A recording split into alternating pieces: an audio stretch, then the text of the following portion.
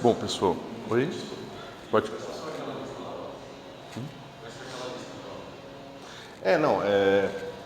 Aquela lista tinha pronta, mas depois acho que eu vou passar mais esse exercício, porque ela está muito conceitual, eu preciso de uma coisa um pouco mais para vocês treinarem, entendeu? Mas se vocês podem começar com aquilo lá, e se já tiverem dúvidas, se quiserem tirar, fique à vontade. Oi? Vai ter mais uma, sim. Tá? Isso, sexta-feira da semana que vem. Beleza? E aí, pessoal, como estamos? Tudo certinho? Vocês têm dúvidas sobre aquela conta lá mais longa, aquele negócio dos comutadores? Porque a gente vai agora repetir aquilo.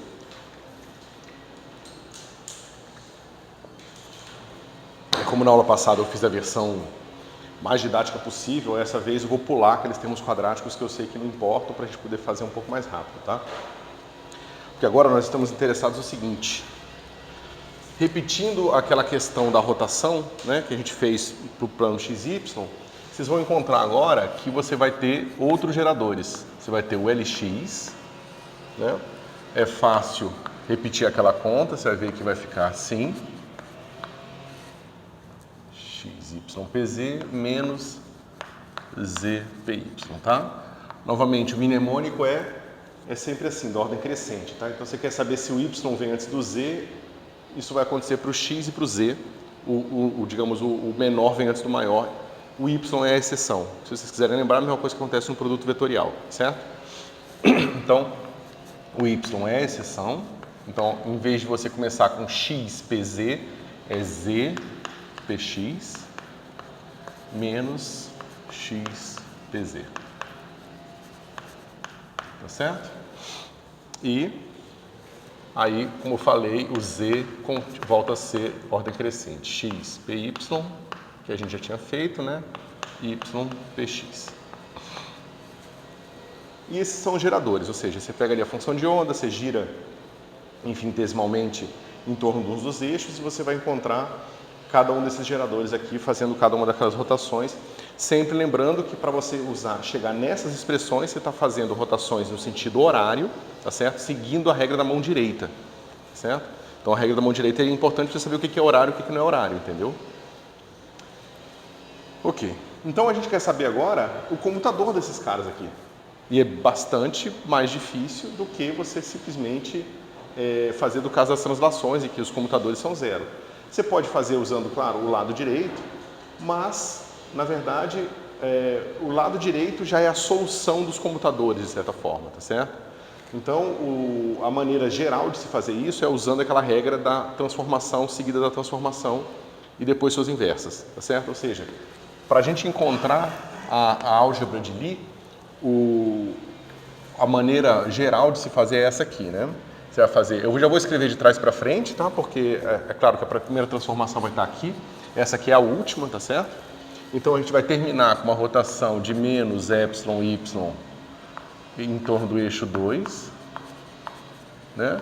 A penúltima é uma rotação de menos epsilon x em torno do eixo 1, ok?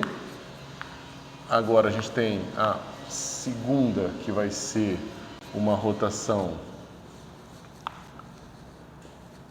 epsilon y e2, e a primeira rotação, que é uma rotação de epsilon x e1. Ok? E aí a gente quer saber igual o que é isso, certo? Então, como eu falei para vocês, a gente roda um pouco em relação a x, depois roda em relação a y, que é positivo, depois faz a inversa do x, faz a inversa do y, tá certo? O lado direito, a gente precisa descobrir quem é, tá certo? Então, para a gente descobrir quem é, como é que a gente faz isso? Assim. Ok? Então, a gente tem x, y, z. Lembra, os termos quadráticos eles vão se anular, então a gente não precisa mantê-los aqui, tá certo? Com uma rotação infinitesimal, aqui, essa primeira aqui, ó, então uma rotação R,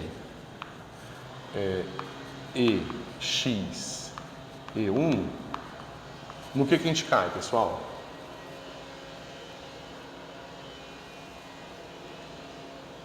É em torno do eixo x, o x não muda. O que acontece com y? Ele vai ganhar menos epsilon z e o z vai ganhar mais epsilon x y. Tá certo? Lembrem, o seno, o próximo termo seria cúbico, por isso que ele não aparece. E o cosseno, o segundo termo que aparece é quadrático, que é o que não importa. Tá certo? Ele vai sempre dar zero. Ok? Então a primeira rotação nos leva aqui. Maravilha. E aí a próxima rotação vai fazer o que, pessoal? É uma rotação EY. Cara, o pessoal botar soprador de folha, cara, amanhã, durante as aulas, é um negócio... Não, e não tem folha nenhuma. Os caras ficam soprando uma folha, gastando, sei lá, 1 tonelada de gasolina.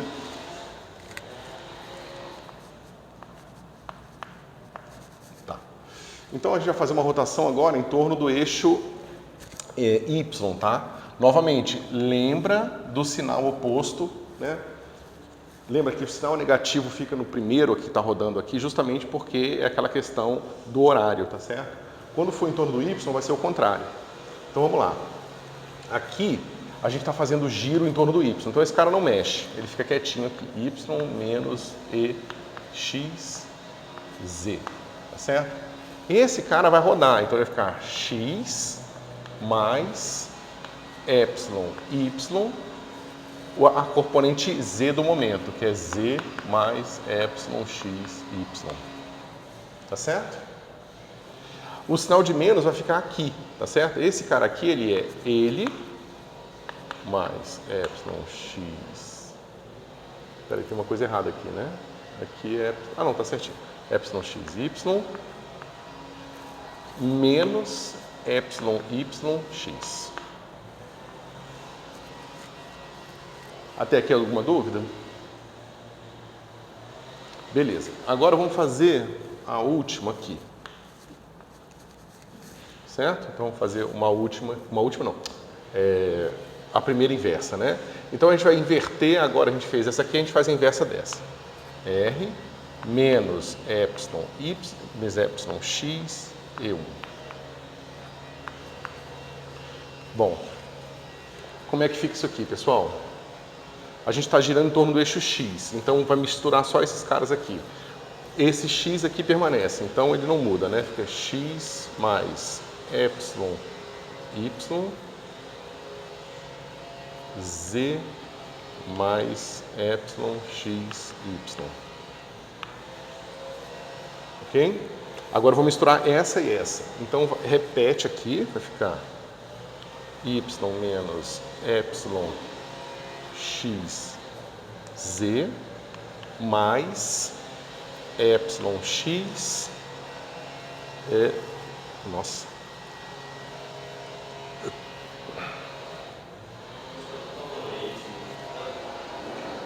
Oi? Eu não entendi sua pergunta, cara.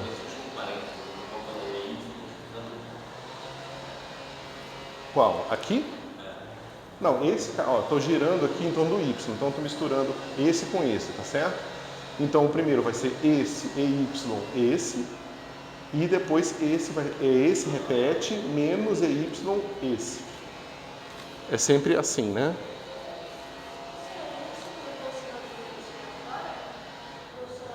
Não, não tem sinal de menos. Desculpa. Ai, caramba. Tá, então eu estou misturando esse com esse, então fica mais EY, agora repete esse aqui.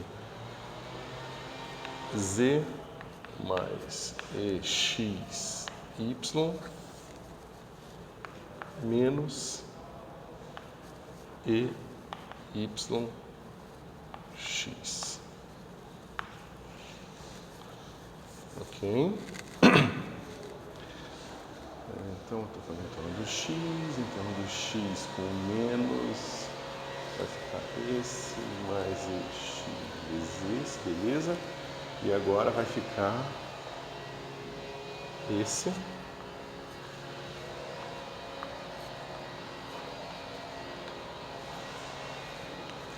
XY menos EYX, aí menos EX, esse cara aqui, Y menos EXZ. Cara, confesso que esse soprador tá me atrapalhando, mas vamos lá. Ok, tem um termo aqui linear e um termo quadrático. Aqui eu tenho EXZ, tá vendo? EXZ, EXZ aqui. Ok? Então, esse cara corta com esse Z aqui. Ok?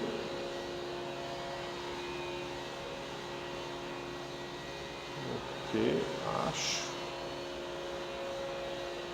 que tá certo. Deixa eu ver, ok. E aqui eu tenho o EXY e eu tenho o EXY aqui. Ok. E aqui, ó, esse cara aqui é um termo quadrático, tá? Então eu vou botar uma bolinha aqui em cima dele que eu não vou repeti-lo, tá? Que é o EX, tá vendo? Então tá aqui, esse aqui é o EYX, EX novamente, vou botar uma bolinha nele aqui. E agora finalmente a nossa última rotação inversa, YE2.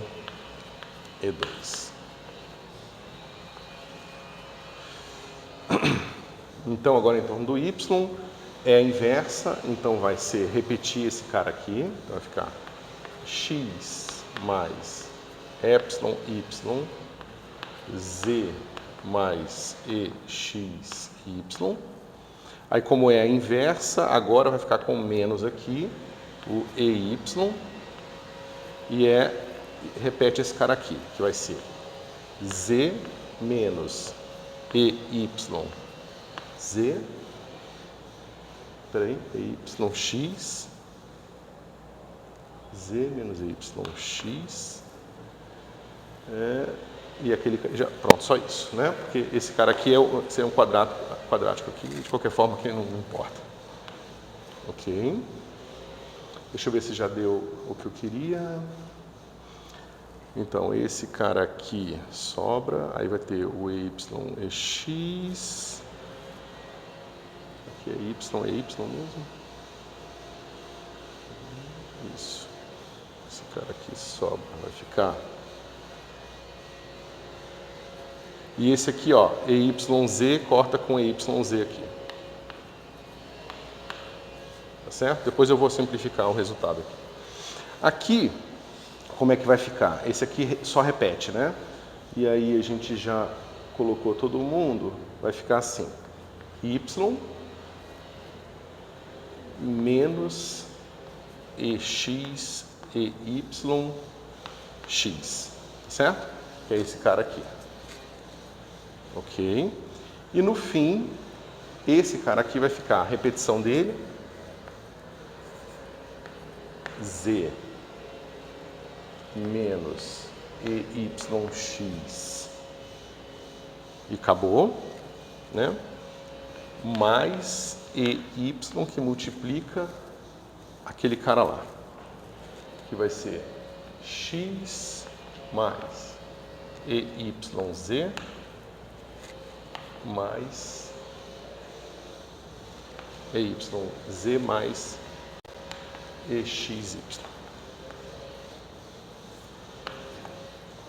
Né? Bom, se eu não errei nada, como é que vai ficar isso aqui? EYX, EYX. Sinal, trocou, cortou.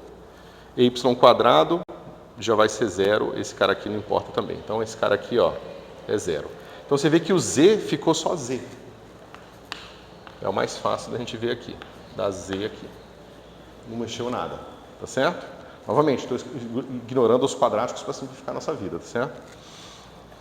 Aqui como é que ficou? Vai ficar vai ficar X mais EX e YY, e aqui o resto já zerou. Então vai ficar X mais EY, EXY, e aqui vai ficar Y menos EY, EX, X e aqui Z. Bom, mas o que é isso aqui, pessoal?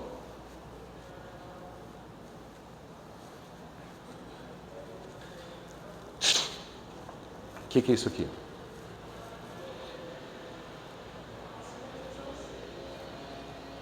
Tem o Y aqui e tem o X aqui. Então não é translação, é rotação. Certo?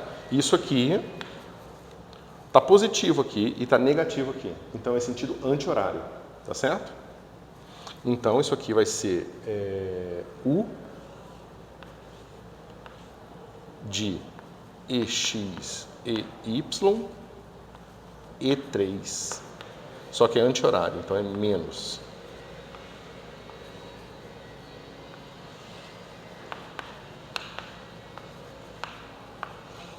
Desculpa.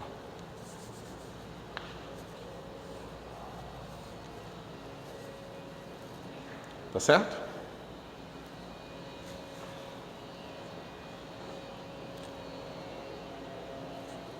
Então a gente já sabe o que botar aqui. Aqui tem que ser U de R de menos EY EX E3.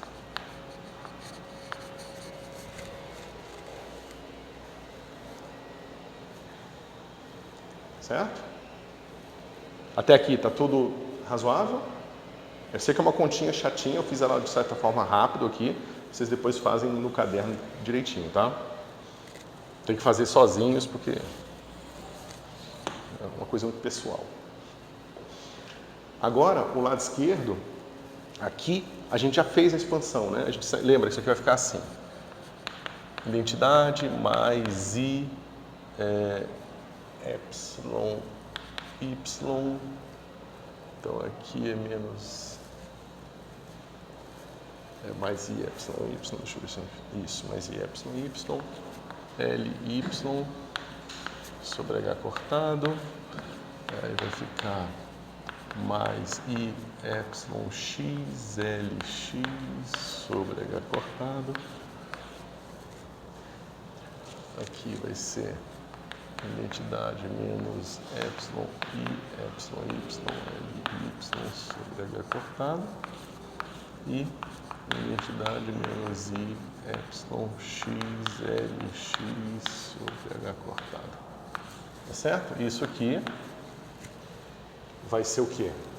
Vai ser identidade mais I epsilon X epsilon Y sobre H cortado LZ. Certo? É só expandir todo mundo em primeira ordem. Ok?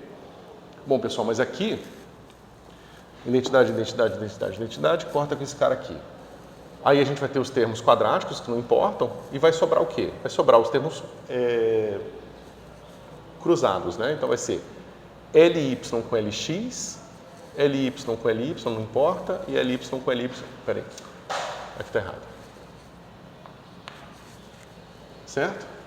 E aí você vai fazer todos aqueles termos igual a gente fez outra vez e você vai ver que vai sobrar aqui só o I, epsilon, Y, epsilon, X sobre H cortado ao quadrado. Aqui vai ficar menos. Deixa eu ver se eu não estou fazendo besteira. Não, é isso mesmo. Menos epsilon, X. Né? Esse com esse, tá. E vai ficar como aqui? L, Y, L, X. Igual, sobra só esse pedacinho aqui. Epsilon X, Epsilon Y, LZ sobre H cortado. Tá certo? Novamente, eu pulei aqui os passos que eu fiz explicitamente para vocês na outra aula, tá bom? Vai embora, sobra o I, o H cortado vem para cá, vai ficar assim. Eu vou inverter a ordem aqui para ficar bonitinho, LX, LY, aí eu absorvi esse menos aqui, tá certo? O H cortado veio para lá, ficou assim, I, H cortado, LZ.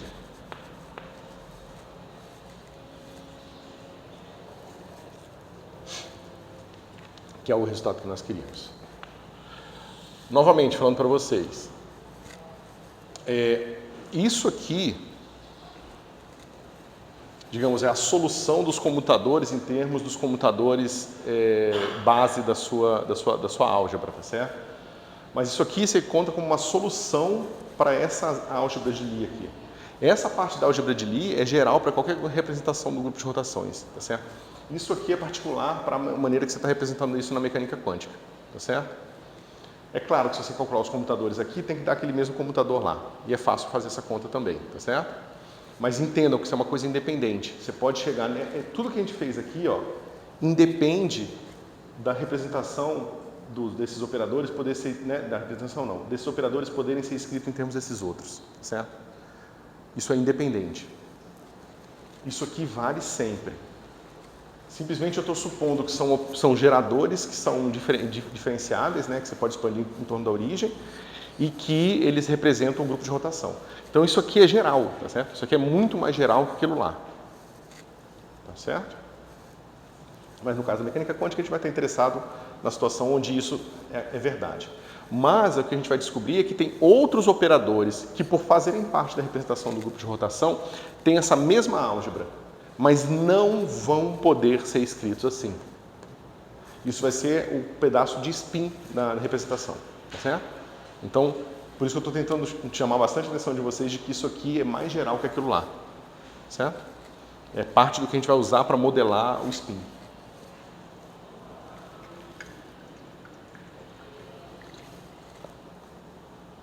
E aí, pessoal, vocês podem fazer em casa os outros, tá? Vocês vão encontrar o quê? Vocês vão encontrar a álgebra completa. Lx, Ly igual a IH cortado Lz. Aí vocês vão encontrar Ly, Lx, Lz. Aí novamente o y sendo do contra é menos IH cortado Ly. E finalmente o Ly, o Lz, que é igual a IH cortado Lx. Tá certo? Uma maneira boa de entender, principalmente a questão desse sinal aqui, é você perceber que existe uma relação entre essas comutações aqui e o grupo de permutações. Certo? Como é que você vê isso? Olha aqui. 1, 2, 3. Se a gente tivesse o símbolo de Levi-Civita, 1, 2, 3, ou Civita, não sei, é 1. Aqui é 1, 3, 2. Epsilon de 1, 3, 2 é igual a menos 1. Né? Porque eu inverti o 3 com 2 aqui. E esse cara é o 2, 3, 1. Esse é o 2, 3, 1. Que é igual ao quê? Olha, o 1 passou 2 vezes. Então é 1. Tá certo? Então esse negócio aqui está com uma cara de produto vetorial. Ou seja, você pode dizer que L seta é igual a esse vetor que você tem assim, ó, Lx E1 mais Ly E2 mais Lz E3. Novamente, é um exemplo de um vetor cujas componentes são operadores, tá certo? Então, a gente bota um chapeuzinho aqui, e aí a gente tem essa representação bem contida do rotacional desse cara aqui, vai ser igual a quanto?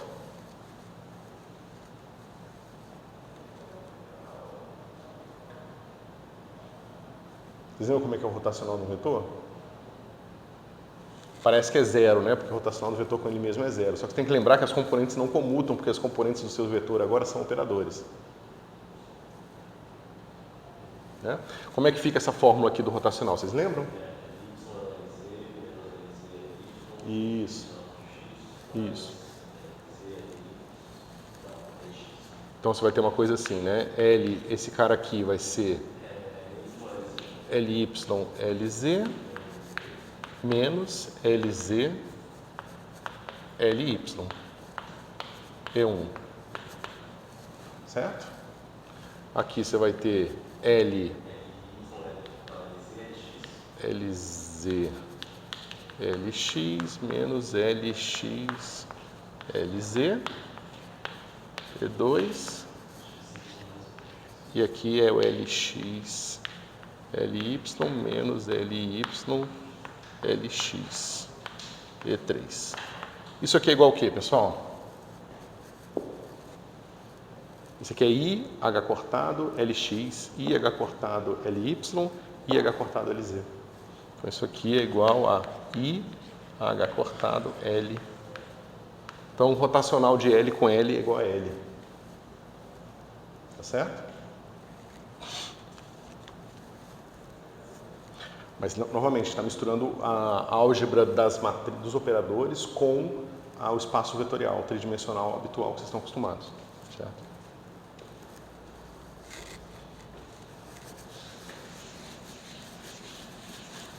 Certo? Outra maneira de você ver a mesma expressão é comutador de LI com LJ é igual a IH cortado, soma sobre K, de 1 até 3, de Levi-Civita IJK LK. Certo? Se você preferir trabalhar com componentes, essa expressão aqui é idêntica a essa expressão que nós obtivemos aqui, né, de que esse cara aqui é igual a isso aqui. Certo? E veja, a gente teve que escolher essa convenção da mão direita para ter isso aqui. Se a gente não tivesse escolhido a convenção da mão direita, o negócio ia ficar todo bagunçado aqui, tá certo? Mas é claro que essa escolha é bastante natural, tá? Ela carrega as simetrias do jeito que a gente está interessado.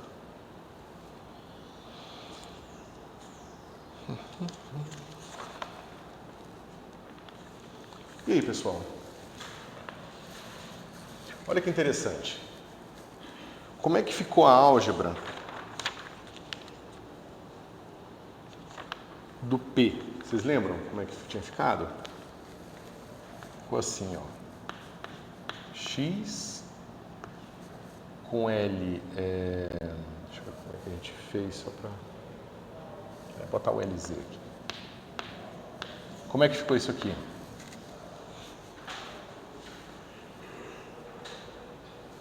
Vocês lembram? Só fazer aqui de novo para ter certeza do sinal. Então esse cara aqui é x py menos y px. Certo? Isso aqui é igual a quanto? Esse comutador aqui é zero, né? Porque x comuta com x e x comuta com py. E esse comutador aqui é quanto? Quanto é que é o comutador de x com px? Ficar menos IH cortado Y. Tá certo? Então, só para a gente lembrar que o sinal vai ficar assim, menos IH cortado Y. Então, eu vou fazer o seguinte, eu vou botar mais aqui, inverter a ordem aqui. E aqui botar o X. Certo? Só para a gente fazer a coisa bonitinha aqui. Bom, então se a gente repete para os outros, como é que fica? Vai ficar LZ com Y vai ser igual a quê? Menos IH cortado X chapéu. Tá certo? E a gente tem que o gerador LZ com Z chapéu é igual a zero. Tá certo? Então, tá vendo? Esse cara aqui tá... A ação de comutar com LZ tá fazendo esse cara virar o Y, tá fazendo o Y virar o X, menos X, né? Peraí, isso aqui tá errado. Não, o sinal estava certo antes, pessoal. Eu viajei. Menos aqui mesmo, para a gente botar na ordem aqui.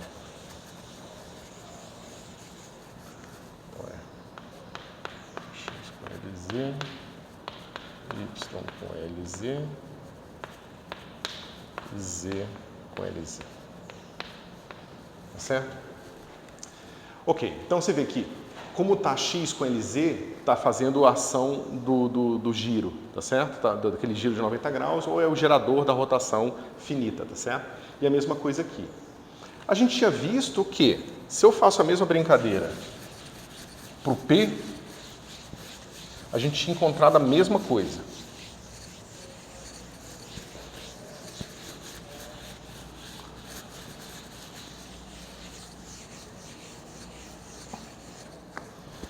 A gente tinha encontrado que Px com Lz vai ficar como? Vai ficar menos IH cortado PY. A gente viu que o PY com LZ vai ser igual a IH cortado PX, tá certo? Deixa eu só ver. XPY, então tanto faz.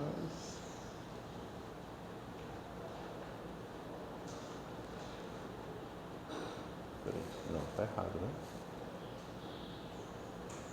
Esse cara aqui é XPY menos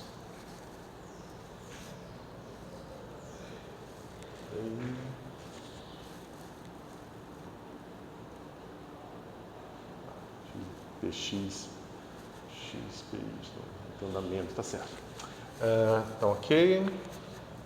E o PZ, LZ, igual a IH cortado, igual a zero. Certo? Por que eu estou escrevendo isso aqui explicitamente, pessoal? Porque eu estou mostrando para vocês que tudo que é vetor tem esse mesmo comportamento. Quando comuta com LZ, meio que gira 90 graus, tá certo? Indicando que o LZ de fato é o gerador de rotação, porque ele pega tudo que tem caráter vetorial e gira.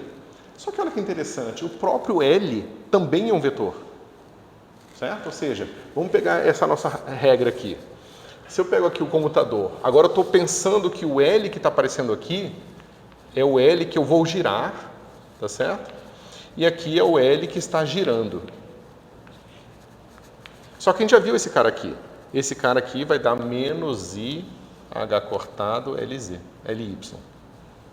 Tá vendo? O X virou menos Y, o X virou menos Y e o X virou menos Y. Tá certo? Se eu boto agora o Y aqui, vai ficar LY, LZ. Agora está na ordem certa, né? Porque e não é mais o Y, então isso quer ficar mais IH cortado LX. Tá certo? E finalmente, a gente tem que LZ com LZ é naturalmente igual a zero. Certo? Então esse cara é um vetor. Certo? Ou seja, o gerador de rotações também gera rotação nele mesmo. Tá certo? Ok? Então se eu pego qualquer tipo de objeto complicado aqui, ômega, e aplico uma rotação, ou seja, eu tenho uma coisa aqui com L e uma coisa com menos L, mais e menos aqui, né? Esse cara aqui vai girar qualquer tipo de componente vetorial que tem aqui dentro, e se ele depender de vetores, os vetores aqui dentro desse ômega vão girar, entendeu? Então tudo que tem caráter de direção espacial sofre o efeito de L de acordo, que era o que a gente esperava, tá certo? Não tem nenhuma surpresa que a gente construiu para ser assim, ok? Bom,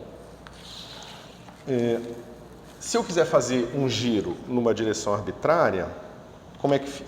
antes disso. Se esse vetor aqui, né, se esse cara aqui é um operador vetorial, como é que eu tiro um escalar dele?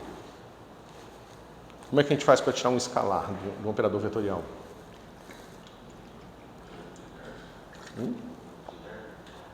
A gente usa o produto interno. Mas que outro vetor eu tenho para calcular o produto interno do L e ter um escalar? O próprio L. Eu poderia usar o X e poderia usar o P, tá? Mas aqui, pensando só no grupo de rotação, eu posso então formar um operador vetorial, um escalar, que é esse cara aqui. Que vai ser igual ao quê? Lx mais Ly mais Lz, certo? E qual vai ser o comutador de Li, né? De L, esse cara aqui, eu vou fazer o seguinte, eu vou definir L2 como sendo esse cara aqui, tá?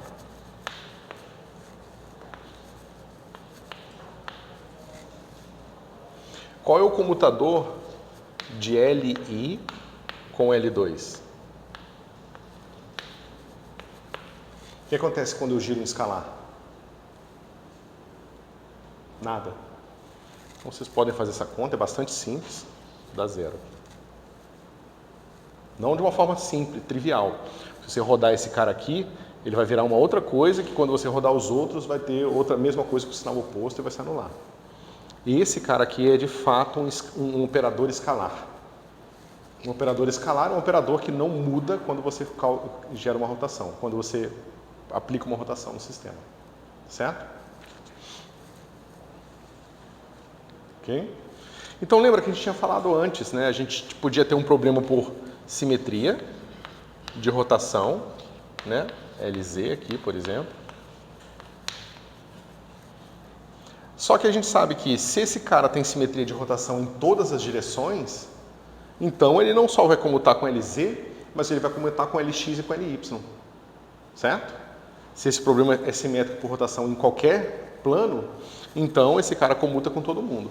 Mas ele comuta com todo mundo, eu poderia então tentar encontrar uma representação da minha base, por exemplo, uma base da minha representação que comute, por exemplo, com LX com LY, certo? Já que o meu H comuta com ambos, eu poderia pensar nisso.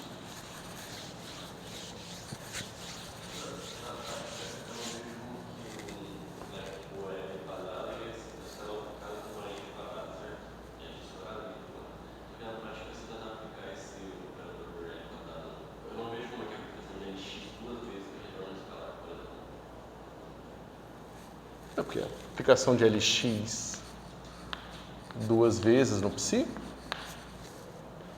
não é escalar, porque se você girar esse sistema, ele vai se misturar.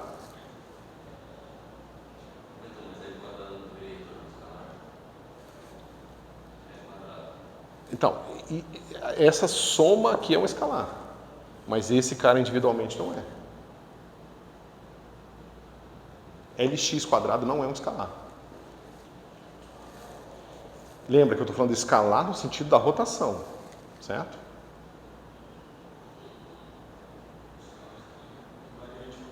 Isso. Um operador que é invariante por rotação. A gente já viu que a ação de um operador sobre outro é essa, né? Então, por exemplo, se eu quero fazer a transformação finita, vai ficar assim, mais I θz Lz sobre H cortado.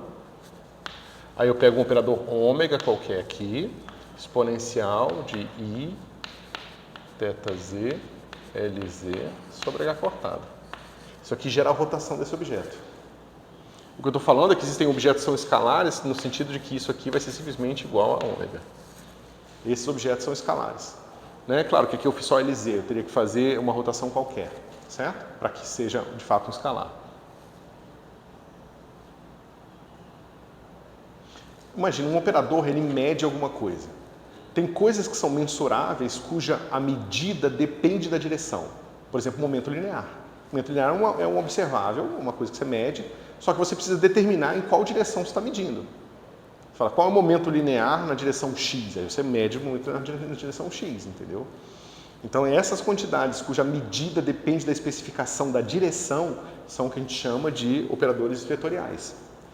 Tá certo? E a gente pode combinar operadores vetoriais com outros operadores vetoriais de forma a encontrar um operador escalar. Tá certo?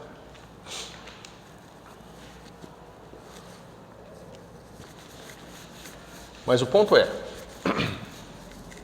eu tenho meu H, ele comuta com LZ. E aí eu tenho minha teoria, minha newtoniana é invariante sobre todas as direções aqui. Então esse cara aqui também vai ser igual a zero. E esse cara aqui também vai ser igual a zero. Aí você poderia pensar, bom, então eu posso tentar encontrar uma representação que seja autovetor simultâneo de H, Lz, Lx e Ly. Eu posso tentar encontrar essa representação simultaneamente diagonaliza as três matrizes, os quatro operadores, tá certo? Só que isso seria impossível, porque por mais que H comute com Lz, com Lx e com Ly, a gente sabe que Lx com LY, né? O LZ com LX não comutam, o LX com LY não comutam. Então a gente precisa de um conjunto completo de operadores que todos comutam com todos, tá certo? Então, como nenhum L comuta com outro L, a gente não pode usar mais de um L na nossa representação. Porém, a gente pode usar esse cara aqui, né? Nosso L2.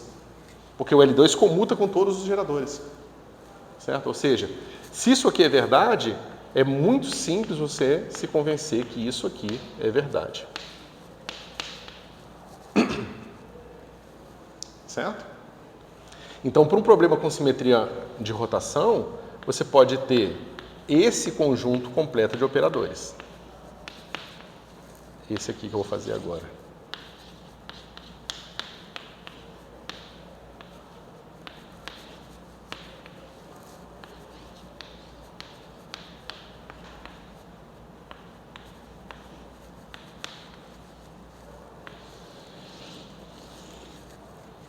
Certo? E isso é o que a gente vai fazer agora várias e várias e várias vezes. A gente vai procurar representações simultâneas que diagonalizam simultaneamente H, L2 e LZ. Certo? É claro que a gente não quer especificar um problema de partida, então a gente começa com as representações de L2 e LZ primeiro e depois constrói para o problema específico. Certo? Antes disso, é bom a gente só lembrar que uma rotação U finita na direção θ, a gente especifica da seguinte maneira. Esse cara aqui, limite de n indo para infinito, de... É aquela mesma brincadeira, tá? Se eu estou em torno de um eixo θ, eu posso girar quantas vezes eu quiser naquele mesmo eixo e as rotações todas comutam, porque eu estou mantendo o eixo fixo, certo? Então esse cara aqui vai ficar menos I sobre H cortado. Aqui θ, eu já vou especificar quem é, sobre N. E aqui é o meu θ sobre módulo de θ. Vou botar θ sobre θ. Ok? Escalar L. Tá certo? Onde eu estou usando aqui que θ é módulo de θ. Então eu consigo especificar toda a informação necessária para determinar uma rotação dentro de um vetor. Tá certo? Vocês vão descobrir, a gente vai discutir daqui a pouco, que o espaço de todas as rotações é um espaço vetorial, aparentemente vetorial, que é esse espaço desses vetores aqui. O módulo representa quanto que você vai girar e a direção representa o plano no qual você vai girar. Se você for olhar a topologia desse espaço, vai ver que ela vai ter umas coisas interessantes, que vai ser justamente o que vai fazer o spin aparecer. Bom, dada essa definição aqui, agora essa nossa igualdade faz sentido.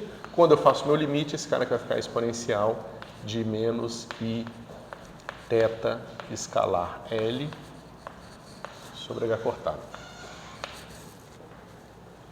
Certo? Ok? Claramente agora, se eu fizer o comutador de θ escalar L com, né, um φ θ escalar L, o comutador já vai ser diferente, certo? Vai ser diferente de zero. Então, duas transformações finitas não comutam. Mas a gente sabe, a gente já esperaria algo assim, justamente porque os nossos geradores não comutam, né? Que é o que a gente está vendo aqui. Se os geradores não comutam, então a transformação finita claramente também não vai comutar, vai ser muito mais complicado. Certo?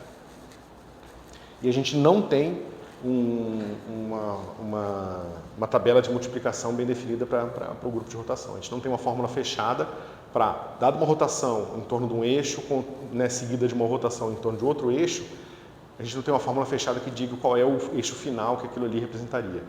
Uma rotação única em termos de um eixo final, entendeu?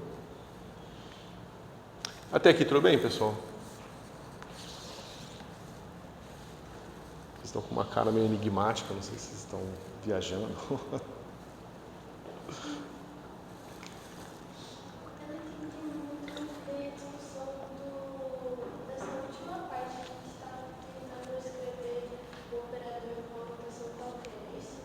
É, uma rotação em torno do eixo qualquer.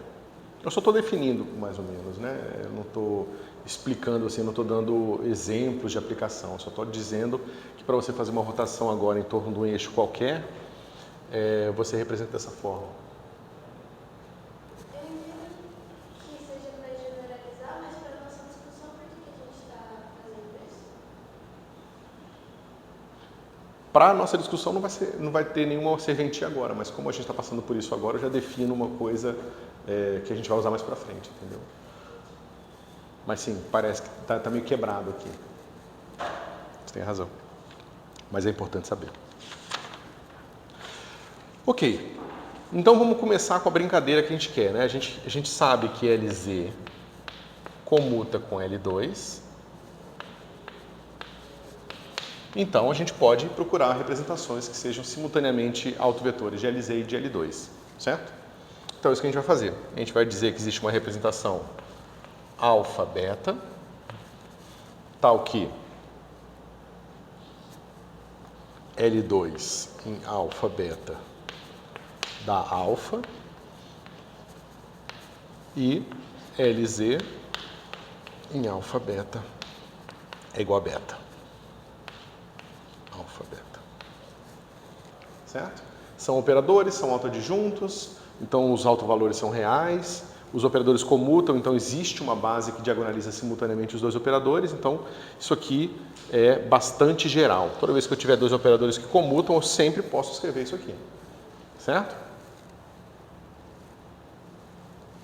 Isso é uma pergunta boba, mas como é que a gente determina qual que vai ter um autovalor de alfa e qual ou se A gente tem que escolher, é uma questão de notação, né, de convenção. O primeiro é o do L2 e o segundo do LZ. Depois a gente vai usar letrinhas aqui que são mais apropriadas, e a gente vai ter uma ordem mais ou menos natural. Mas é uma questão de convenção, sim. Não tem. Ok. Bom, agora vamos fazer o seguinte. Vocês lembram que a gente pode sempre calcular uma coisa do tipo, a gente tem o LZ, a gente tem o L2, e a gente chegou nessas conclusões aqui, quando a gente fez essa conta lá atrás, fazendo coisas do tipo LZ, aí tem um psi, é igual, digamos que seja um autovetor qualquer, né? Aí tem aqui um autovalor lambda, psi. Aí a gente aplicou o L2 aqui, no LZ, e aí a gente tem psi, aí isso aqui vai ficar assim. L2, aí eu posso botar meu lambda aqui, psi. Aí fala, bom, mas esses caras comutam, então eu boto o LZ, aí fica L2, psi, igual a lambda, L2, psi. Então eu mostrei que, como esses caras comutam, então esse cara aqui, ele é um autovetor de LZ com o mesmo autovalor que eu tinha antes, certo? Então, esse cara aqui não muda o autovalor de LZ, mas ele pode precisar diagonalizar nesse subespaço, aí a gente pensa nessa diagonalização e aí você tem esses dois autovalores aqui. Então a gente construiu esse tipo de jogo aqui, de diagonalização simultânea, olhando para a comutação deles, certo? E a gente também viu lá atrás, no operador de criação e aniquilação, a mesma coisa. A gente viu que o operador número, ele tem um comutador especial com o operador de criação e aniquilação, e a gente usou aquilo para definir, dado um autovetor, a gente define outro. Dado um outro, a gente define mais um. Então a gente vai fazer uma escada de autovetores ali, certo? A gente poderia tentar fazer uma coisa similar aqui, né? A gente pode pensar o seguinte, bom, eu sei que LX não comuta com LY, tá certo? Mas eu posso procurar o seguinte, eu sei que LZ não comuta com LX, mas eu posso fazer a seguinte brincadeira, eu tenho LZ aqui, aí eu tenho meu alfa, beta, tá certo? Na minha definição, isso aqui dá beta, alfa, beta, tá certo? Aí você pensa, bom, então vamos fazer o seguinte, o LY não comuta, mas será que eu não posso usar o LY para meio que fazer igual eu fiz com o operador de criação e aniquilação e definir um outro autovetor diferente, né? Um outro autovetor? Então, vamos tentar aplicar essa ideia aqui. Aí a gente aplica LY aqui, LZ, alfa, beta, e aí a gente tem beta, aí a gente tem aquela brincadeira assim, LY, alfa, beta. Certo? Aí a gente vai fazer o mesmo truque aqui, a gente vai usar o nosso conhecimento dos comutadores aqui para ver o que acontece. Bom, a gente sabe que LY, LZ, né, se a gente usar aqui o comutador, né, vai ficar assim, LY, LZ, vai ser igual a LZ, LY, eu só joguei o pedaço do comutador, né, LY, LZ menos LZ, LY, mais IH cortado LX. Tá certo? É isso aqui. YZ, aí fica YZX, fica positivo, IH cortado, fica assim. Beleza. Aí você pensa, bom, então eu vou fazer isso aqui.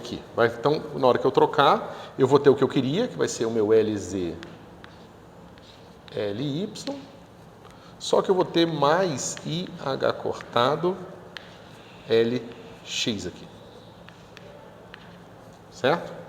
Tudo isso aplicado em alfa, beta, igual a beta, LY, alfa, beta. Então a gente tem alguns problemas aqui que nos impedem de fazer aquela mesma coisa que a gente fez antes. A gente tem agora um LX que apareceu na jogada, e a gente tem um I ali, que está atrapalhando a nossa vida, certo? Deixa eu apagar aqui também, que eu acho que vai ser melhor usar.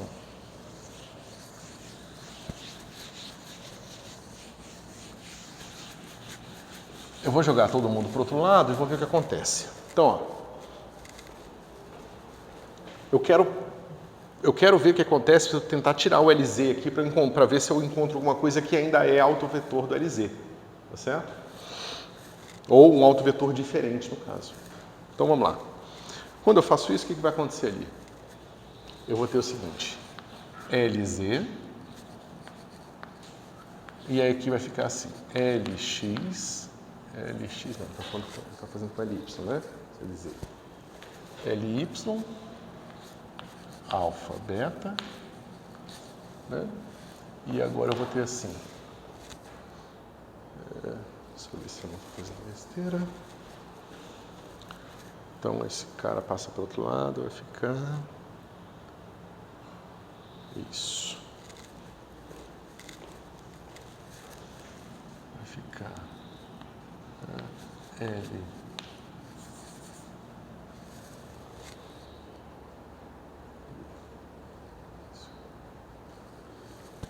menos IH cortado LX mais beta LY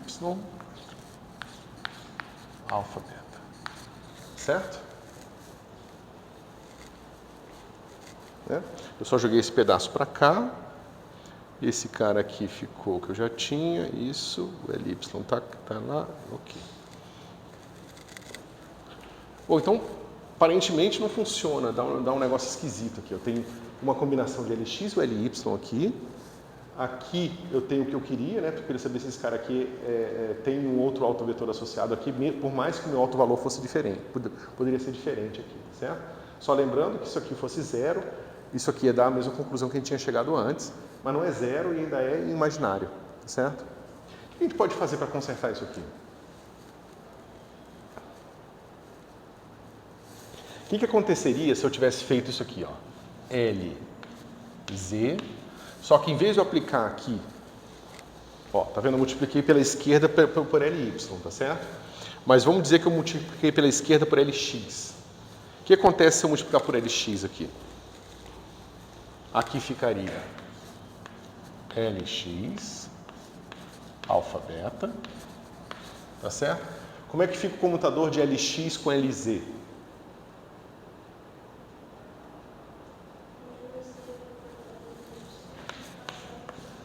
Então aqui é IH cortado, LY, certo? E aqui vai ficar mais beta LX, alfa, beta.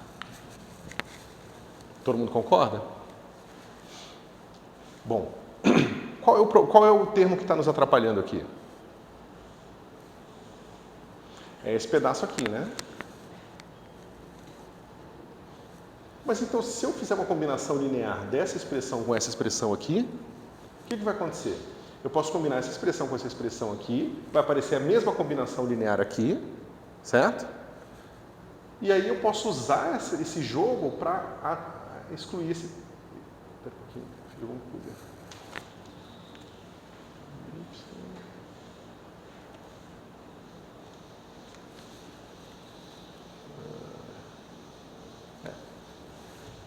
Espera aí. O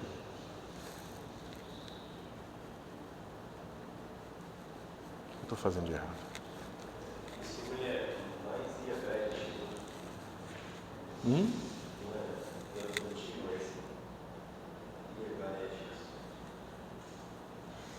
IH?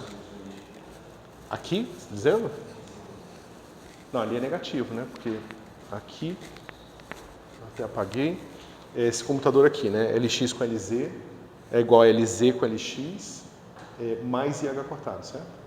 Aí quando eu passo para o outro lado, fica negativo. Deixa eu ver o que eu estou fazendo de errado. Ó, vou fazer o seguinte. Eu vou pegar esse cara aqui. Ah, não, tá certinho. Vamos lá, eu vou pegar esse cara aqui e somar com esse outro cara aqui com uma constante qualquer, tá certo? Vai ficar para fazer uma combinação linear arbitrária. Então vai ficar assim: LZ vai ficar LX mais C1 LY, tá certo? Aí aqui fica alfa, beta. Aqui como é que vai ficar, pessoal? Eu estou pegando... deixa eu fazer assim. Então fica IH cortado. Vai ficar LY menos C1LX.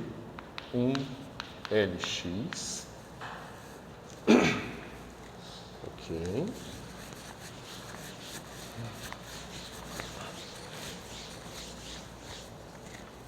Ok, então eu peguei esse mais C1 vezes esse, então fica assim. E aqui vai ficar assim, mais beta, aí vai ficar a mesma de antes, né? LX mais C1 LY. Alfa, beta. Certo? Então veja, eu tenho esse operador aqui, eu tenho o mesmo operador aqui, que é o que eu queria, só que eu tenho um operador diferente aqui. Eu tenho assim, ó, LY menos C1 LX. Só que não só esse operador diferente, mas eu tenho um imaginário aqui. Certo?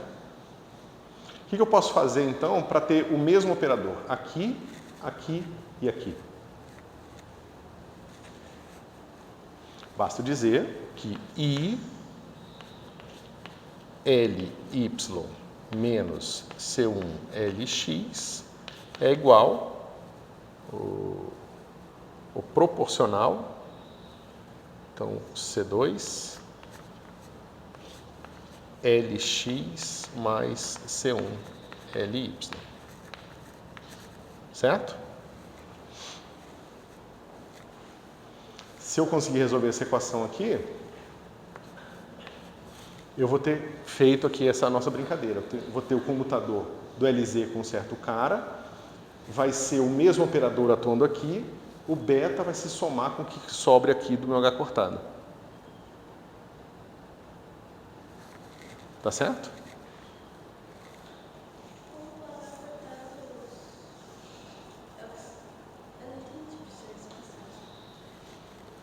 Qual das passagens? Daqui para cá ou daqui para cá? Aqui o que eu estou fazendo? Eu estou procurando uma escolha de combinação linear dessas duas expressões para que eu tenha o seguinte jogo. Comutador de LZ com essa combinação linear, né, vai me dar o meu operador linear desse cara aqui, só que aqui eu tenho um operador aparentemente diferente. Eu quero que esse operador seja igual ou proporcional a esse aqui. Então eu escrevi aqui, ó. Eu escrevi que eu quero encontrar um C1, C2 para que isso aqui possa ser satisfeito. O H Não tem H cortado aqui. Eu estou só escolhendo, estou dizendo o seguinte. Eu quero que esse pedaço, que eu botei só o I, na verdade, vamos trocar aqui. Boto H cortado aqui, boto o I aqui. E eu estou dizendo o seguinte, eu quero que esse pedaço aqui, ó, com o I, porque eu não quero um I aqui. Lembra que o I atrapalha, porque eu não posso ter um alto valor imaginário ou complexo. Então, se eu estou somando alguma coisa no meu beta, igual aconteceu com o operador número lá do operador de variação e aniquilação, eu tenho que somar um número real. Então, eu preciso que I vezes isso aqui seja proporcional a isso aqui. Tá certo? E aí, a constante de proporcionalidade que eu escolhi é C2. E eu tenho que descobrir como que eu resolvo essa equação aqui. Certo? Então, eu tenho o quê?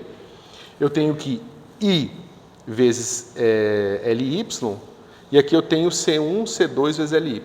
Então, I tem que ser igual a C1, C2. Certo? Mas eu sei também que menos I C1 tem que ser igual a C2. Tá certo? Como é que eu resolvo isso aqui, pessoal? Se eu multiplicar por menos I aqui, vai ficar assim, ó. Menos I com I dá 1. E menos I com C1 é igual a C2. Então, fica C2 ao quadrado. Tá certo? Eu tenho duas soluções. C2 tem que ser igual a mais ou menos 1. Mas quando C2 é mais ou menos 1, eu tenho que C1 é igual a mais ou menos I. Essas são as minhas soluções. Ok?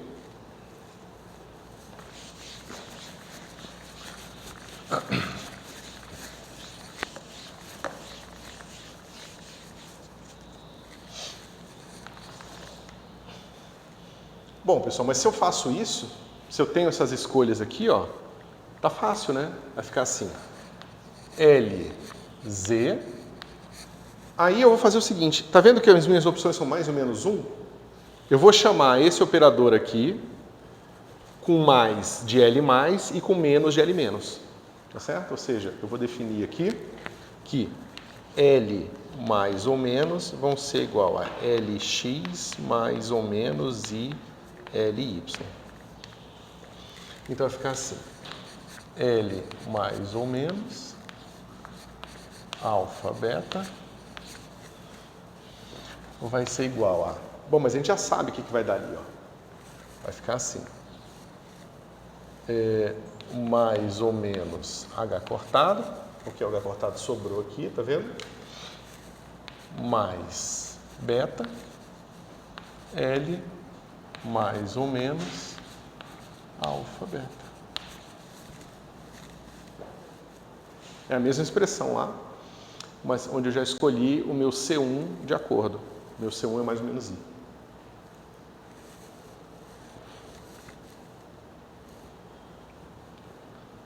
O que vocês acham disso aqui?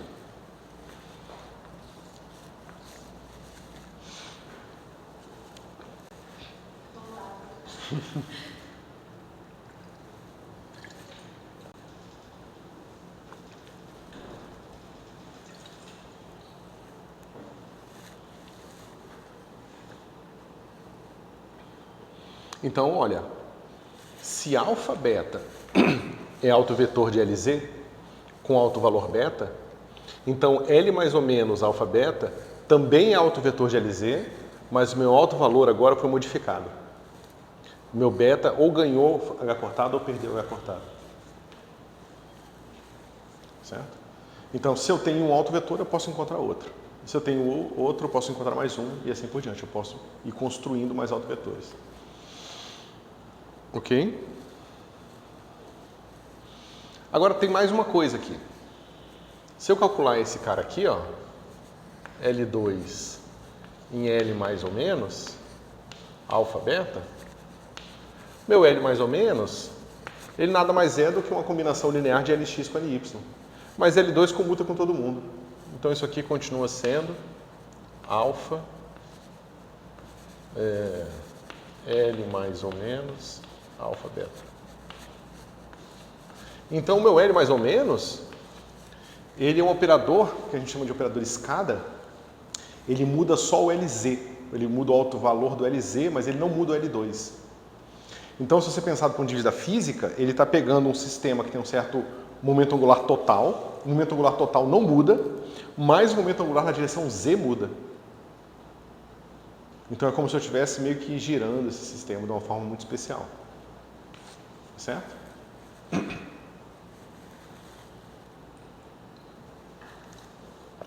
Não é um giro porque não é um operador autoadjunto, né? O L mais ou menos não é um operador autoadjunto, então ele não pode ser pensado como um gerador de transformações. Tá certo? Por isso que eu falei de uma forma especial quando eu falei que ele gira o sistema de uma forma especial. Ele muda o sistema. Tá certo? Mas aí, pessoal, se eu tenho um autovetor, eu encontro outro. Mas e daí, né? O que a gente pode fazer com isso? Bom, a gente sabe, então, que L mais ou menos aplicado em alfa beta vai ser igual a uma certa constante de proporcionalidade, que vai ser importantíssima, tá, pessoal? Que vai depender naturalmente, potencialmente, de alfa e de beta, vezes alfa e beta mais ou menos h cortado. Certo?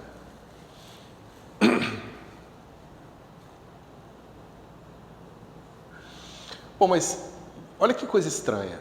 Eu tenho um problema que tem momento angular. O meu momento angular está associado a alfa. O momento angular total está associado a alfa. E eu tenho esse cara aqui que vai mudando o momento angular na direção Z, sem mudar o alfa.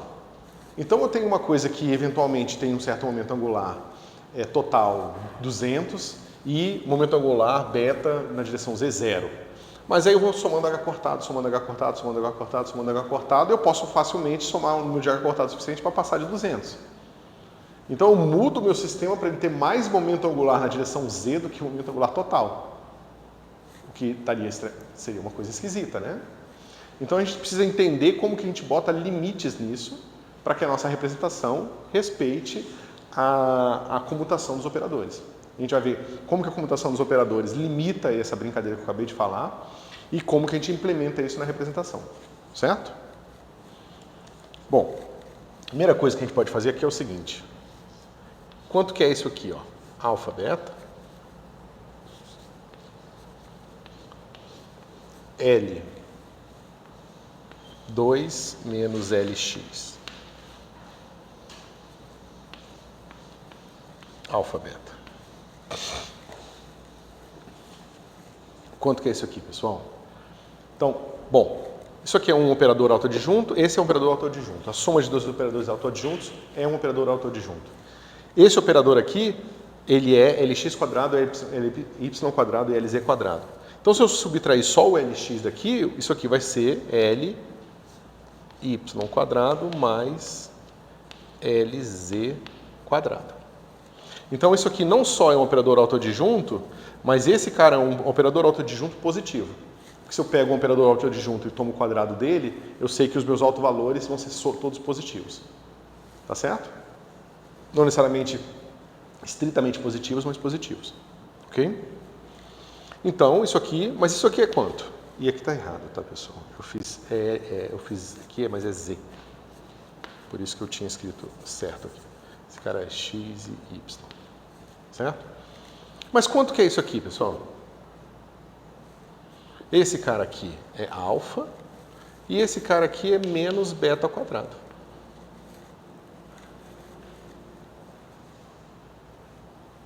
Certo? Esse cara atuou, tirou o alfa, esse cara atuou uma vez, tirou o beta, o segundo beta, tirou outro beta, ficou assim. Mas esse cara aqui é um operador positivo. Então o valor esperado de um operador positivo tem que ser positivo. Isso aqui, alfa menos beta quadrado, tem que ser maior ou igual a 0. Então é aquele negócio que a gente estava falando. O beta não pode passar alfa. Tá certo? Se beta passa alfa, significa que a relação de comutação e o caráter autoadjunto dos operadores está sendo violado naquela representação. Então aquela representação não serve para a gente. A gente tem que construir uma representação que respeite, na qual os operadores respeitem toda a álgebra. Certo?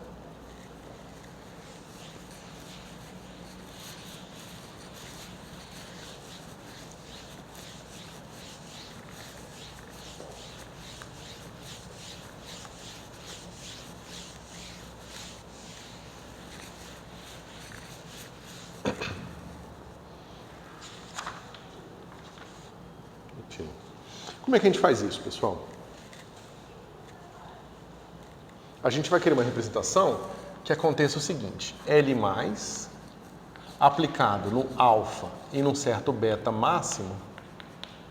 Isso aqui, a única coisa que a gente pode fazer para que esse cara não exista é dizer que isso aqui é um operador nulo, é um vetor nulo. Tá certo? Igual a questão que a gente fez com o operador de criação e aniquilação para o operador número. A gente viu que o operador número é limitado por baixo, então uma representação fiel desse operador não pode ter autovalores menores do que um certo mínimo.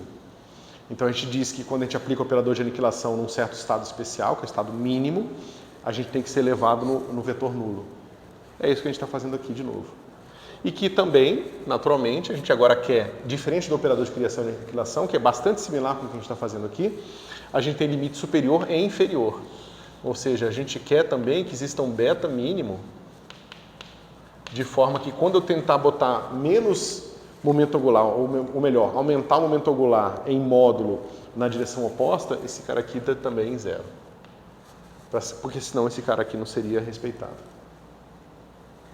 Tudo certo? É que eu não vi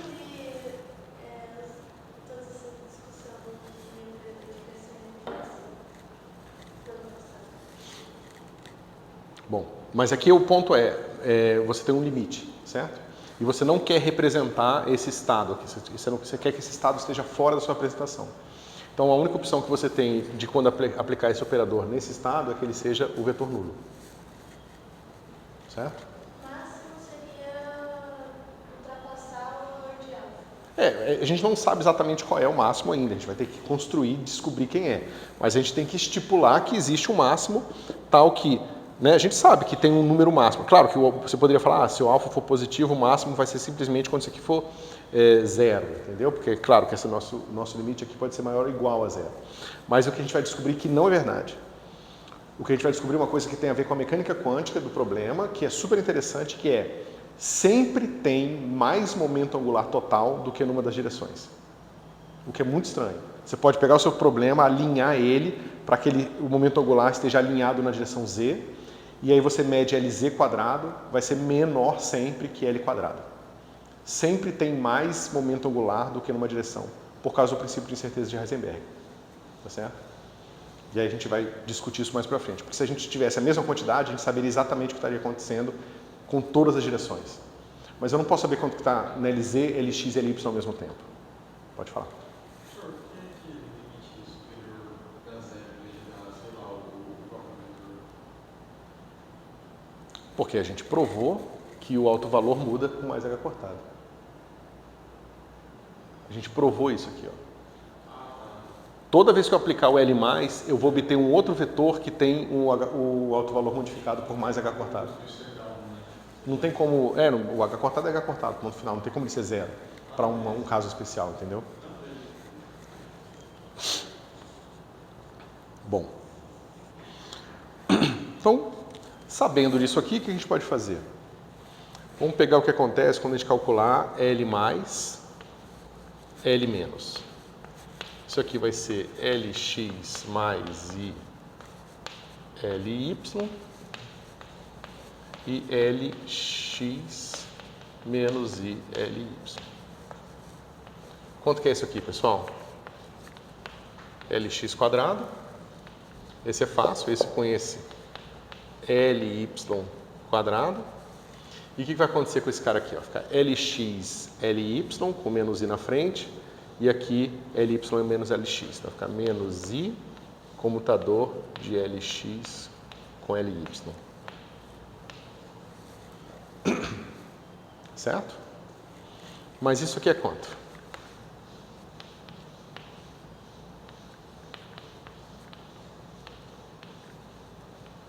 mais H cortado LZ. Certo?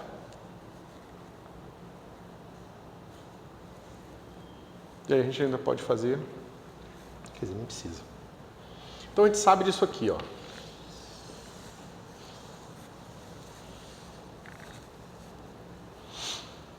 Então vou fazer o seguinte, eu vou pegar esse meu L- aqui e vou aplicar o meu L+ pela esquerda. Vai ficar assim, L+, L-, e aqui eu tenho alfa, beta, mínimo. Isso aqui tem que ser igual ao vetor nulo novamente. Né? Porque eu posso aplicar o meu L+ no lado esquerdo, mas no lado direito L+ no nulo dá nulo. Tá certo? Mas como é que fica o lado esquerdo agora? Dá igual essa expressão aqui. Só que isso aqui, pessoal, é aqui. É L2 menos LZ2 mais H cortado LZ alfa, beta, mínimo. Isso aqui é o vetor nulo. Certo? Ou seja, isso aqui, mais isso aqui é L2 menos LZ2. L2 menos LZ2. E o restinho, que era H cortado LZ aqui. Mas isso aqui, pessoal, é o quê? É alfa menos beta mínimo ao quadrado mais H cortado beta mínimo. Isso aqui tem que ser igual a zero. Eu não tenho opção nenhuma, porque esse cara é um autoadjunto que tem alto valor que vem daqui. Esse cara é autoadjunto que tem um operador que tem alto valor, que esse cara aqui é autovetor. E esse também é autoadjunto que também esse cara é autovetor. Então a única maneira desse vetor aqui, do lado esquerdo, ser vetor nulo, é se o coeficiente for zero. Porque se eu pegar um vetor e multiplico pelo número zero, eu caio no vetor nulo. Certo? Então, o meu beta mínimo satisfaz essa equação aqui. É um polinômio quadrático aqui em beta mínimo. Tá certo? Bom, se você tira o transposto, deixa eu ver aqui, a maneira mais fácil. Bom, vamos fazer esse negócio aqui com mais trocado com menos. Então vai ficar assim, L- no L+. Esse pedaço aqui fica igual, só que aqui em vez de eu ter menos I o comutador, eu vou ter mais I o comutador. Então esse cara aqui vai ficar L2 menos LZ2, só que aqui eu vou ter menos H cortado LZ.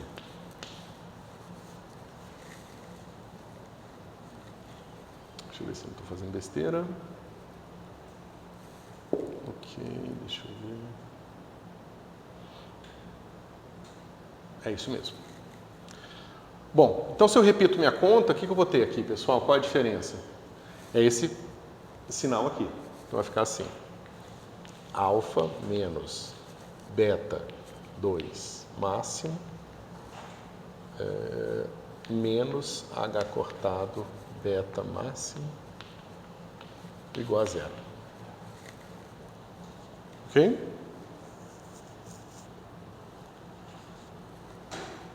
Ok. Mas veja, pessoal, isso está mostrando para a gente que alfa é igual a esse cara aqui, né? Alfa é igual a esse pedacinho aqui, se eu jogar para o outro lado, e alfa também é igual a esse cara aqui. Então eu posso igualar um com o outro, tá certo? Eu posso encontrar aqui que beta máximo, beta máximo, mais H cortado, que eu só botei, só botei em evidência, vai ser igual beta mínimo menos H cortado.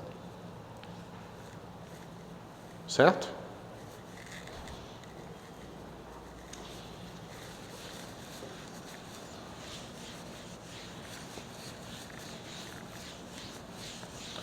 Só que eu tenho algumas restrições a mais, né? Eu sei que o meu beta máximo tem que ser maior que o meu beta mínimo. Então, quais são as soluções que eu tenho para esse polinômio aqui?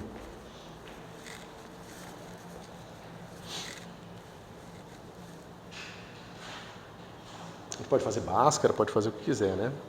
Por exemplo, pode fazer Bhaskara para beta máximo. Você vai encontrar o quê?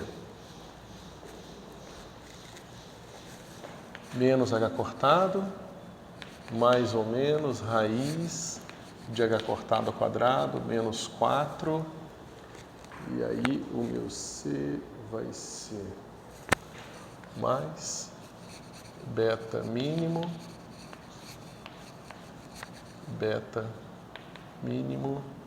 menos, é menos h cortado.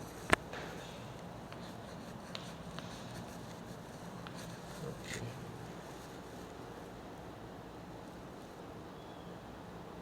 Espera aí que está faltando alguma coisa.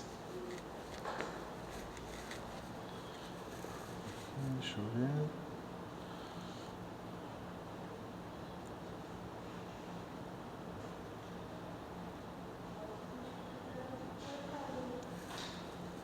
Vou dividir por 2.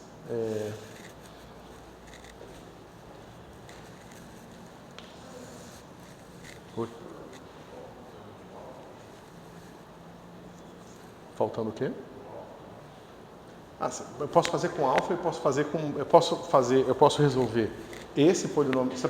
Eu posso resolver esse polinômio aqui, ou posso resolver esse polinômio aqui, ou posso resolver esse aqui. Tanto faz. É só que um eu já substitui alfa como sendo uma coisa, mas tanto faz. Tá certo? Espera um pouquinho.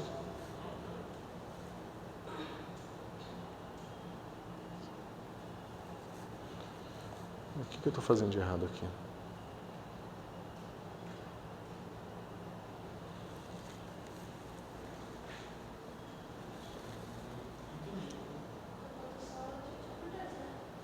Sim, mas aqui está dando errado. Deixa eu ver. Por que eu não estou vendo o que eu gostaria de ver?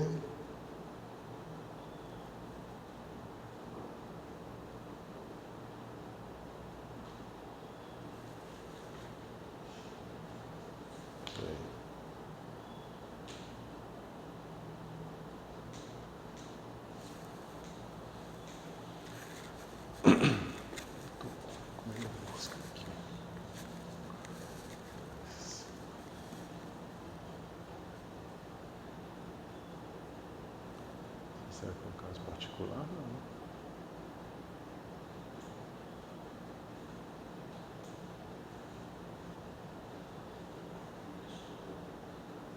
Não. É porque eu estou... Bom, vamos lá. Menos h cortado, claro, eu estou fazendo besteira. Eu estou querendo fazer de cabeça, às vezes a cabeça não faz corretamente, aí eu acho que está errado, e eu deveria simplesmente fazer a conta. Então aqui vai ficar assim, h cortado ao quadrado, aí você tem mais 4 beta mínimo ao quadrado, e aqui eu vou ter menos 4 h cortado beta mínimo, certo? Só que isso aqui é um quadrado perfeito, tá, pessoal? Eu simplesmente na minha cabeça não veio automaticamente que era um quadrado perfeito, aí eu me confundi, tá? Então vai ficar assim, menos h cortado, mais ou menos, só que isso aqui, ó, quadrado do primeiro, quadrado do segundo, menos 2 vezes o primeiro vezes o segundo. Ou seja, esse cara aqui é raiz de h cortado mais menos 2 beta mínimo. Ó, quadrado do primeiro está aqui, quadrado do segundo está aqui, e menos 2 vezes o primeiro vezes o segundo está aqui. Certo? Sobre 2. Bom, você tem duas soluções aqui. Você tem a solução quando isso aqui é positivo, quando isso aqui é negativo, tá certo? E aí, isso vai se complementar aqui. Quando for positivo, vai ficar mais. Então, vai ficar... quando isso aqui for positivo, vamos fazer assim. Quando isso aqui for positivo, eu vou ter menos h cortado, mais ou menos h cortado, menos 2 beta mínimo.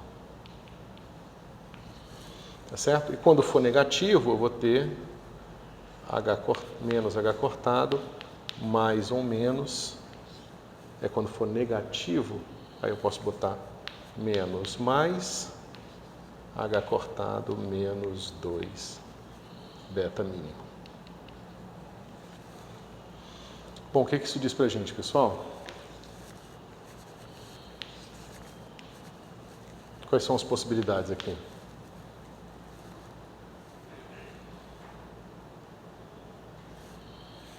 Quando for mais aqui, vai ficar H cortado menos H cortado mais H cortado, e vai ficar menos beta mínimo. Tá certo? Mas quando for menos, vai ficar menos 2, vai ficar menos H cortado mais beta mínimo. Tá certo? São as duas possibilidades aqui.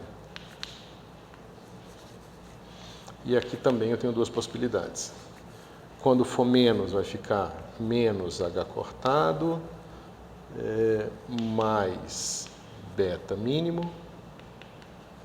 E aqui eu vou ter menos beta mínimo. Então, quais são as soluções que eu quero?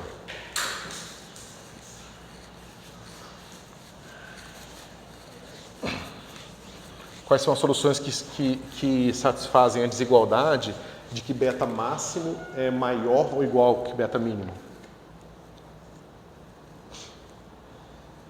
Né? Eu preciso que beta máximo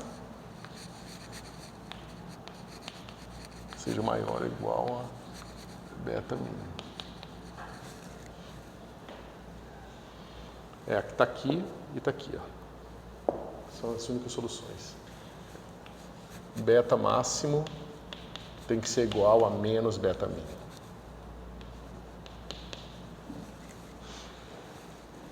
É a única solução daquelas 4 soluções ali que satisfaz essa desigualdade aqui. Ó. Se eu botasse que beta máximo é igual a menos H cortado mais beta mínimo, eu estaria encontrando o beta máximo menor do que o beta mínimo.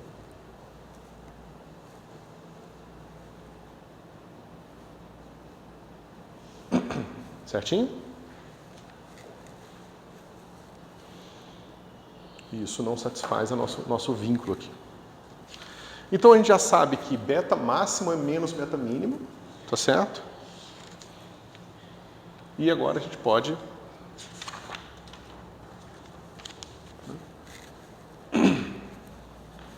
fazer aqui beta máximo menos beta mínimo vai ser igual a 2 vezes beta máximo. Só que isso aqui, pessoal, tem que ser igual ao quê? Lembra, beta mínimo é o menor alto valor que eu tenho aqui para beta. E o beta máximo é o maior alto valor. Como é que tem que ser a diferença entre eles? Como é que eles podem diferir? Lembra que eu tenho um operador escada. O operador escada vai somando H cortado toda vez que eu aplico, ou subtraindo H cortado. Então isso aqui tem que ser um número inteiro K vezes H cortado. Para K.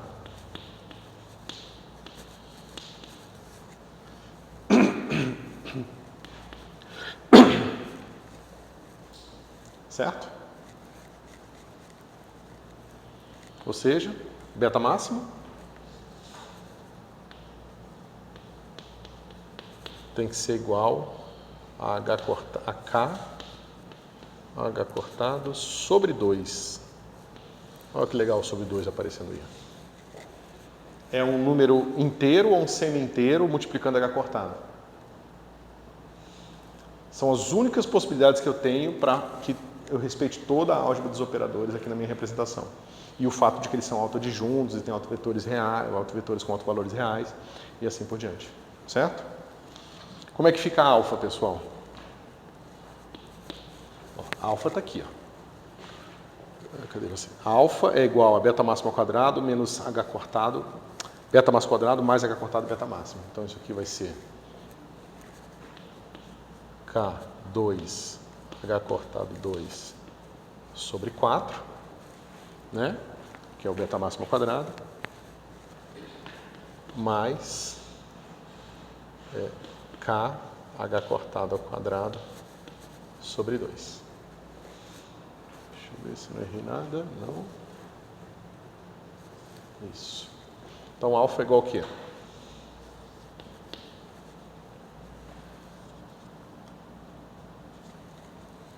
Vai ficar assim. KH cortado ao quadrado. K sobre 2, que multiplica K sobre 2 mais 1.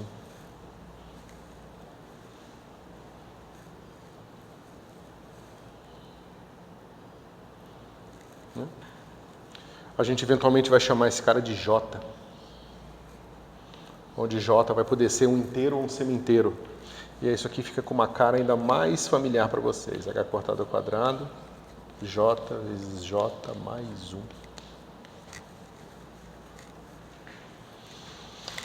Só que agora, como a gente vai introduzir eventualmente representação de spin, a gente não quer o nosso J, mas só sendo números inteiros. Eles podem ser semi-inteiros também.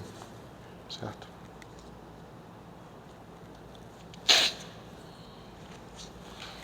E aí a gente conclui aqui com a última coisa interessante, que é o seguinte.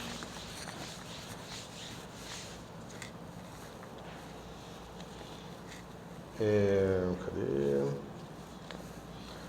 Alfa é igual a essa brincadeira aqui, H cortado, J vezes J mais 1, e beta máximo ao quadrado é igual a H cortado ao quadrado, beta máximo, esse cara aqui, que vai ser J ao quadrado. Certo?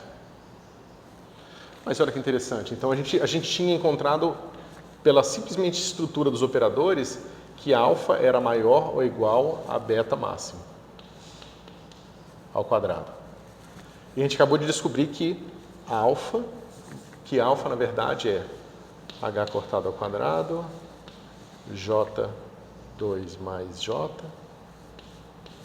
é maior do que H cortado ao quadrado, J2. Então não é maior ou igual, é maior.